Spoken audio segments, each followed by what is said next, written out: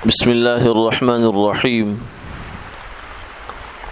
نحمده ونصلي ونسلم على رسوله الكريم اما بعد قال النبي صلى الله عليه وسلم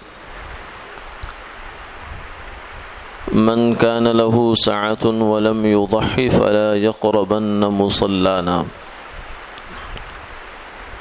او كما قال عليه الصلاة والسلام۔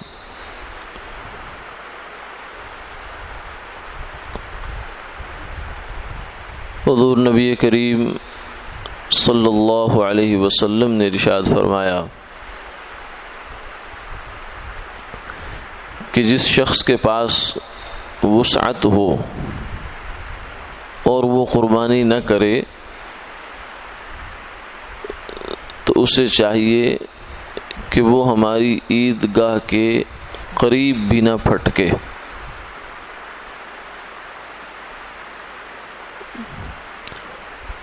پرانے زمانے میں اور جو صحیح طریقہ تھا مدینہ منورہ میں بھی، وہ عیدگاہ آبادی سے باہر ہوتی تھی۔ جیسے جنازہ گاہ وہ بھی باہر تھی مدینہ منورہ میں، مصلی الجنائز کہتے تھے اس کو۔ مسجد نبوی میں جنازے نہیں پڑھائے جاتے تھے۔ ایک آدھ موقع پر عذر کی وجہ سے آپ صلی اللہ علیہ وسلم نے مسجد میں پڑھا جنازہ، ورنہ جنازہ آپ کا معمول مبارک یہ نہیں تھا کہ مسجد میں پڑھا جائے۔ حالانکہ مسجد موجود تھی، چھت بھی تھی اس کی، گرمی سے بچاؤ بھی ہو سکتا تھا، لیکن اس کے باوجود جنازے باہر ہی پڑھے جاتے تھے۔ تو ایسی عیدگاہ بھی باہر ہی تھی۔ عید کی نماز شہر سے، آبادی سے نکل کر باہر جا کر پڑھی جاتی تھی۔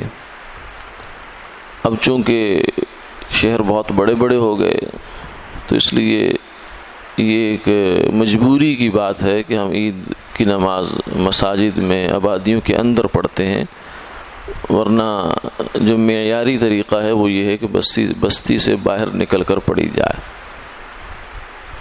تو آپ صلی اللہ علیہ وسلم نے اس حدیث میں اس بات کو سامنے رکھا ہے۔ فرمایا کہ جس شخص کے پاس وسعت ہو، گنجائش ہو، اور پھر بھی قربانی نہ کرے تو یہ آدمی اللہ کی نظر میں اچھا نہیں ہے۔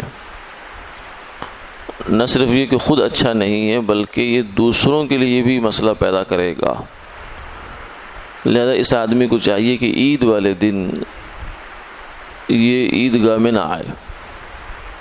حالانکہ عید کا دن اور عید کی نماز وہ نماز ہے، اور یہ وہ دن ہے، یہ وہ موقع ہے کہ جہاں کم و بیش بہت شدید مجبوری ہوتے ایک الگ بات ہے، ورنہ ہر مسلمان کی خواہش ہوتی ہے، کوشش ہوتی ہے کہ میں عید کی نماز میں شریک ہو جاؤں، کہ چلو یہ جو ایک رحمتوں کا دن ہے اور بہانہ ہے، اس سے محروم نہ رہ جاؤں۔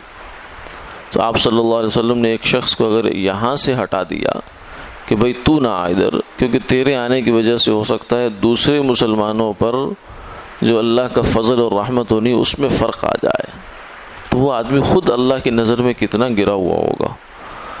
اس لیے علماء نے اس حدیث مبارکہ کو سامنے رکھ کر یہ بات فرمائی کہ قربانی کا جو درجہ ہے شریعت میں وہ واجب کا ہے، اور واجب اور فرض بات ایک ہوتی ہے۔ جیسے حرام اور مکروہ تحریمی، اگرچہ علماء نے دونوں میں فرق کیا ہے لیکن یہ فرق علماء کا ہے، ہمارے اعتبار سے دونوں ہی برابر ہیں، کیونکہ کرنے دونوں ہیں۔ واجب پر بھی عمل کرنا، جیسے وتر کی نماز واجب ہے اور عشاء کی 4 رکعتیں فرض ہیں، پڑھنے دونوں ہی ہیں۔ اگر قضا ہو گئی تو دونوں کی قضا کرنی ہے، سنت اور نفلوں کی قضا نہیں ہے، لیکن فرض اور واجب دونوں کی قضا ہے۔ اسی طرح سے حرام اور مکروہ تحریمی، علماء کے نزدیک ان میں فرق ضرور ہے، لیکن ہمارے لیے دونوں برابر ہیں۔ حرام سے بھی بچنا ہے اور ہر صورت بچنا ہے، اور مکروہ تحریمی سے بھی بچنا ہے اور ہر صورت بچنا ہے۔ تو قربانی جو ہے یہ واجب ہے، یعنی نہ کرے آدمی بلا عذر تو گناہ گار ہوتا ہے۔ اب سوال یہ ہے کہ آپ نے فرمایا جس شخص کے پاس وسعت ہو، ہر شخص پر قربانی فرض نہیں ہے، واجب نہیں ہے، ہاں جس کے پاس وسعت ہے اس پر واجب ہے۔ اب وسعت سے مراد کیا ہے؟ تو شریعت کی نظر میں صاحب وسعت آدمی وہ ہے جس کے پاس 52.5 تولہ چاندی کی مالیت ہو۔ اصل میں 200 درہم ہوا کرتے تھے، حدیث پاک میں بھی اس تذکرہ ہے کہ 200 درہم اس زمانے میں ہوتے تھے، جن کے تولے نکالیں تو 52.5 تولہ بنتا ہے۔ تو جس شخص کے پاس اتنی چاندی ہے، چاہے چاندی کی صورت میں ہے یا سونے کی صورت میں ہے، آج کل تو 1 تولہ بھی اس سے بہت اوپر نکل جاتا ہے، یا ضروریات زندگی سے زائد سامان کی صورت میں، جیسے گھروں میں مستورات کے سامان ہوتے ہیں جہیز کے، جو کبھی کبھار استعمال ہوتے ہیں ورنہ وہ پڑے ہی رہتے ہیں، یہ ضروریات زندگی سے زائد سامان ہے، یا گھروں میں کوئی ایسی چیزیں رکھی ہوتی ہیں جو ضرورت سے زائد ہیں، تو اس کی وجہ سے اگر ان کی مالیت 52.5 تولہ چاندی کو پہنچ جاتی، یعنی 50,000 کے لگ بھگ، تو اس کی وجہ سے بھی جو ہے وہ قربانی واجب ہو جاتی ہے۔ تو چاہے یہ مرد ہو، چاہے عورت ہو، چاہے شادی شدہ ہو، چاہے غیر شادی شدہ ہو، برسر روزگار ہو یا بے روزگار ہو، تاجر ہو یا ملازم ہو، ہر ایک پر قربانی فرض واجب ہو سکتی ہے، اور قربانی ہر شخص کی اپنی ہے، کیونکہ آپ نے فرمایا جس کے پاس بھی وسعت ہو۔ یہ نہیں فرمایا کہ گھر میں سے ایک سربراہ کی قربانی کافی ہے، ہاں اگر سربراہی کے پاس وسعت ہے تو اسی کی کافی ہوگی، لیکن اگر ہر بندے کے پاس کچھ نہ کچھ ہے، جیسے آج کل ہمارے ہاں گھروں میں ہوتا ہی ہے، بہو کے پاس الگ ہے، بیٹے کے پاس الگ ہے، بیٹی کے پاس اور سب کے پاس، بیوی کے پاس علیحدہ علیحدہ نصاب موجود ہے، تو پھر ہر ایک کی قربانی بھی علیحدہ علیحدہ ہوگی۔ اللہ تعالی عمل کی توفیق عطا فرمائے۔